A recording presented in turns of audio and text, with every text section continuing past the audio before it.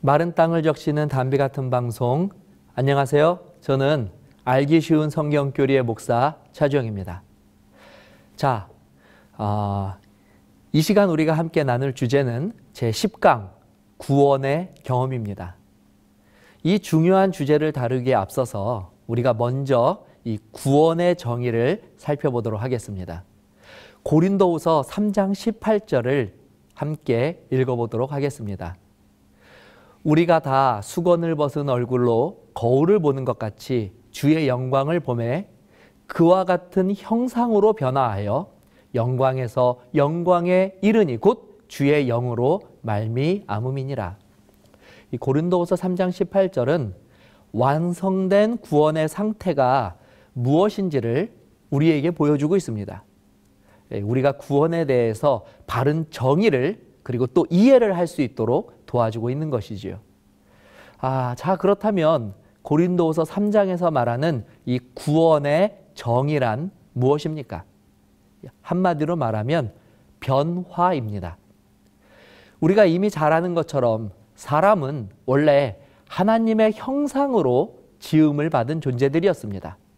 그러나 범죄함으로 인해 우리는 하나님의 형상을 잃어버렸을 뿐만 아니라 오히려 마귀의 정신에 지배되어 버린 악한 존재로 전락해 버렸습니다.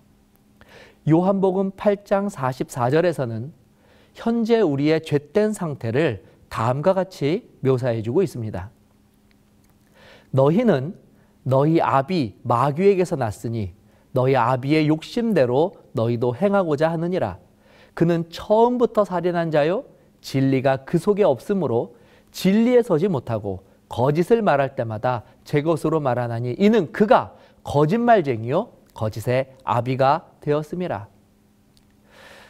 자, 이처럼 사단 그리고 마귀가 우리들에게 저지른 가장 끔찍한 일은 하나님의 자녀이면서 동시에 하나님의 형상으로 지음을 받은 우리들을 자신과 같이 하나님께 범죄케 함으로 우리들에게서 하나님의 형상을 지어버리고 그리고 우리의 본성을 자신의 정신으로 지배하여서 결국 우리들을 자신과 같은 그와 같은 하나님을 대적하는 존재로 만들어 버렸다는 것입니다.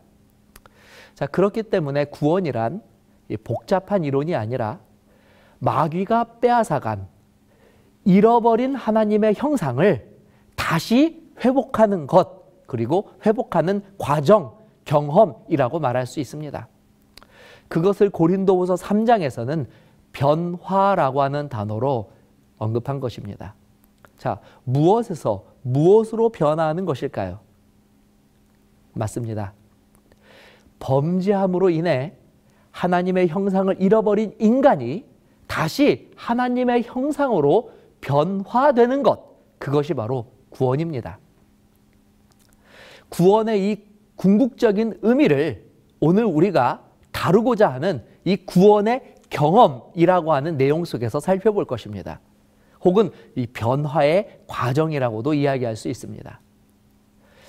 아마 오늘 방송을 시청하시는 분들 중에는 지금부터 우리가 다루고자 하는 이 구원의 과정을 이야기할 때 자주 사용되는 단어, 이 칭의, 성화, 영화라는 구원의 3단계 혹은 3개의 과정이라고 배우신 분들이 이미 계실 것입니다. 그러나 아직 이 용어가 생소하신 분들도 계실 것입니다. 저는 앞으로 이 강의에서 이 단어를 자주 사용할 것이기 때문에 먼저 이 단어들의 의미를 구원받은 자들의 경험하는 변화의 과정에 맞추어서 이해해보는 시간을 먼저 갖도록 하겠습니다. 자, 이 구원의 과정이란 죄인이 하나님의 형상으로 변화하기까지의 과정입니다. 이 변화의 과정을 알기 쉽게 이 3단계로 구분하여서 이야기하면요. 이미 나에게 이루어진 구원, 그리고 현재 실현되고 있는 구원, 그리고 혹은 경험, 그리고 앞으로 실현될 구원의 경험으로 구분하여서 이야기할 수 있고 각각 그것을 칭의, 그리고 성화, 영화라고 부르는 것입니다. 자, 그렇다면 본격적으로 이 하나님의 형상으로 변화하는 이 구원의 세 과정을 다루어 보도록 하겠습니다. 자, 먼저 칭의입니다. 이 칭의는 조금 전에 말씀드린 것처럼 이미 성취된 구원이라고 간단하게 정의할 수 있습니다. 여기서 우리가 한 가지 반드시 짚고 넘어가야 할 사실은 범죄한 인간이 어떻게 다시 하나님의 형상을 회복할 수 있게 되었냐는 것입니다. 자, 우리는 지난 강의에서 이미 다루었습니다. 일단 범죄한 죄인은 어떤 노력이나 방법으로 자기 자신을 스스로 구원할 수 없다는 것입니다. 그렇기 때문에 죄인들에게는 그들을 구원할 구원자가 반드시 필요합니다. 자, 이것은 이 자존심의 문제가 아니라 이 사실, 진리의 문제입니다. 그렇기 때문에 하나님께서는 인류를 구원하시기 위하여 자신의 독생자를 인류의 구원자로 보내주셨고, 인류의 구원자로 오신 예수님께서는 구원을 바라는 모든 자들에게 다음과 같이 자신을 나타내 보여주셨습니다. 요한복음 14장 6절입니다. 예수께서 이르시되 내가 곧 길이요 진리요 생명이니 나로 말미암지 않고는 아버지께로 올 자가 없느니라. 자, 그렇기 때문에 누구든지 구원의 경험을 시작하기 위해서는 반드시 하나님이 보내신 구원자 나사렛 예수님을 개인의 구주로 영접하는 일을 가장 먼저 하여야 하는 것입니다. 로마서 10장 9절에 내가 만일 내 입으로 예수를 주로 시인하며 또 하나님께서 그를 죽은 자 가운데서 살리신 것을 내 마음에 믿으면 구원을 얻으리라고 말씀해 주셨습니다. 그리고 이와 같이 예수를 개인의 구주로 영접한 자들은 그 이후에 더 깊은 구원의 경험 속으로 들어갈 수가 있게 됩니다. 그리고 그 구원의 첫 경험을 우리는 칭의라고 이야기합니다. 자, 먼저 이 칭의에 대해 간단하게 정의를 하자면 칭의란 예수님께서 십자가의 죽으심으로 이 죄인인 우리가 예수님의 공로로 말미암아 의롭게 변화되는 것을 말합니다. 고린도서 5장 21절입니다. 하나님이 죄를 알지도 못하신 이를 우리를 대신하여 죄로 삼으신 것은 우리로 하여금 그 안에서 하나님의 의가 되게 하려 하심이라. 자, 우리는 구원이란 죄인이 하나님의 형상으로 변화하는 것이라고 정의하였습니다. 여기서 하나님의 형상으로 변화한다는 것은 이 죄인인 우리가 하나님과 같이 의로운 자가 될 수 있다는 말이기도 합니다.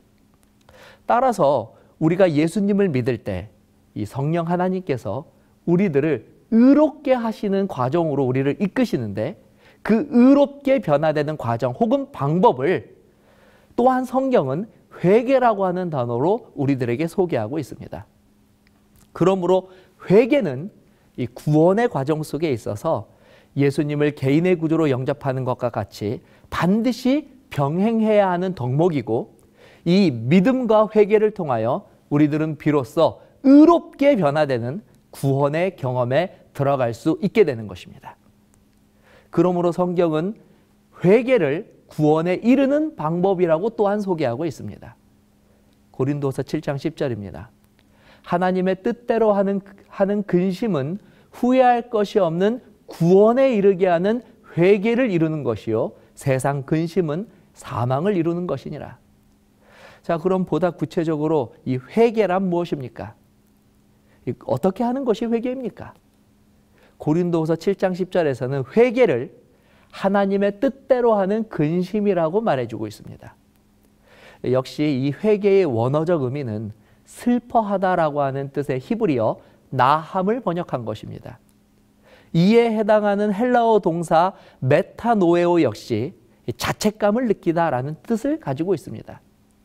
그러므로 진정한 회개는 근심하고 슬퍼하고 자책하는 것입니다. 자, 무엇에 대해서 근심하고 슬퍼하고 자책하는 것을 회개라고 말합니까? 예를 들어서 나는 부유한 가정에서 태어나지 못해서 그것 때문에 슬퍼하는 것일까요? 아니면 내가 원하는 세상적 성공이나 부귀영화를 누리지 못해서 그것 때문에 갖게 되는 근심일까요? 성경은 이런 세상적인 것들로부터 오는 슬픔을 결코 회개라고 말하지 않습니다. 우리 성경절 하나를 더 읽겠습니다. 잠언 28장 13절입니다. 자기의 죄를 숨기는 자는 형통하지 못하나 죄를 자복하고 버리는 자는 불쌍히 여김을 받으리라. 회개란 죄에 대해서 슬퍼하는 마음입니다. 시편 기자는 시편 51장 4절에 회개가 주께만 범죄하는 행위라고 표현하였습니다. 이 죄란 단순히 내가 저지른 실수에 대해서 후회하는 마음이 아니라 하나님 앞에서 행한 모든 가증한 일들, 즉 하나님의 형상으로 지음받은 존재들이 마귀의 정신에 사로잡혀 하나님의 영광을 훼손하고 스스로 멸망케 하는 죄악을 즐겼던 그 모든 어리석은 행위들에 대해서 자책하고 슬퍼하고 근심하는 마음과 행위를 일컬어서 바로 회개라고 한다는 것입니다. 하나님께서는 이와 같이 죄의 본질을 깨닫고 죄로 인하여 슬퍼하고 회개하는 자들을 기뻐하십니다. 자, 다음에 회개와 관련된 이 몇 구절들을 읽으면서 하나님께서 회개하는 일을 얼마나 중요하게 여기시며 또 회개하는 자들을 얼마나 귀하게 여기시는지를 한번 찾아보도록 하겠습니다. 누가복음 5장 32절입니다. 내가 의인을 부르러 온 것이 아니요 죄인을 불러 회개시키러 왔노라. 누가복음 15장 10절입니다. 내가 너희에게 이르노니 이와 같이 죄인 하나가 회개하면 하나님의 사자들 앞에 기쁨이 되느니라. 사도행전 3장 19절입니다.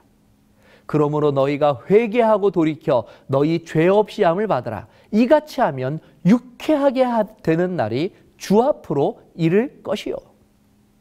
자, 정리하면 구원의 경험은 먼저 예수 그리스도를 개인의 구주로 영접함으로 가능해집니다. 그리고 예수를 개인의 구주로 영접한 자들을 성령께서는 의롭게 변화되는 과정으로 인도하시는데 그 첫 관문이 바로 지금까지 하나님 앞에서 행하였던 그 모든 죄악들을 슬퍼하고 참회하는 회개가 되는 것입니다. 자, 이제 다음 시간에는 보다 본격적으로 이 칭의, 성화, 영화의 단계들을 다루어 보도록 하겠습니다. 감사합니다. 다음 강에서 뵙겠습니다.